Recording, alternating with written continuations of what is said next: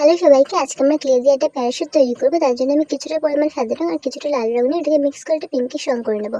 আমি এখানে মিয়ামারের কেকের কার্ডবোর্ড নিয়েছি, তোমরা যে কোনো কার্ডবোর্ড নিয়ে পুরো কার্ডবোর্ডটার মধ্যে রংটা করে নেবে।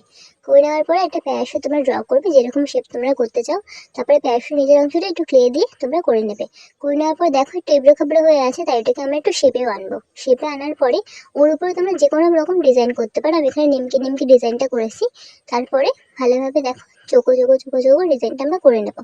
করে নেওয়ার পরে যদি দাগ দেখতে পাচ্ছেন, দাগের মধ্যে আমাদেরকে লেস লাগাতে হবে। তাই জন্য আমরা একটুখানি আঠা নিয়ে যে কোনো রকম তোমরা দড়ি বা রিবেন দিয়ে ওটাকে তোমরা লাগিয়ে নেবে। এই সাইডটা যেমন করবে অপোজিট সাইডটাও যেন সেমই হয়, ওরকম সেম মাপে দড়ি নিয়ে আমরা অপোজিট সাইডটাতেও লাগিয়ে দেবো। তারপরে যে লাভটা দেখতে পাচ্ছ, লাভের মধ্যেও কিছুটা আঠা লাগাবো। আঠা লাগিয়ে নিয়ে ওর মধ্যে আমরা সেমভাবে দড়িটাকে লাগিয়ে নেবো লাভ শেপেই। লাগানোর পরে ক্লে নেবো, তোমরা যে কোনো কালারের নেবে, যে পছন্দের মতন কালার নিতে পারো। নিয়ে গোল গোল বলের মতন করে নেবে বেলুন শেপের। তারপরে ওই যে লাফটা বানিয়েছি মধ্যে পুরোটা আঠা লাগিয়ে ওর মধ্যে বেলুনগুলোকে আমরা আস্তে আস্তে লাগিয়ে দেবো। আমি এখানে একটু গোল্ডেন কালার ইউজ করি যাতে সবকিছু দেখতে খুব ভালো লাগে, বলগুলোতে নিচেরগুলোতে সবকিছুতে। তারপরে আরেকটু ভালো লাগার জন্য ওর মধ্যে লাল লাল ফোটা ফোটা দিয়ে দিয়েছি। তো দেখতেই পাচ্ছ এটা রেডি। আমরা ওয়াল ডেকোর করতে পারবো এটা দিয়ে খুব সুন্দরভাবে। তোমাদের কেমন লাগলো অবশ্যই আমাকে জানিও। Thank you for watching.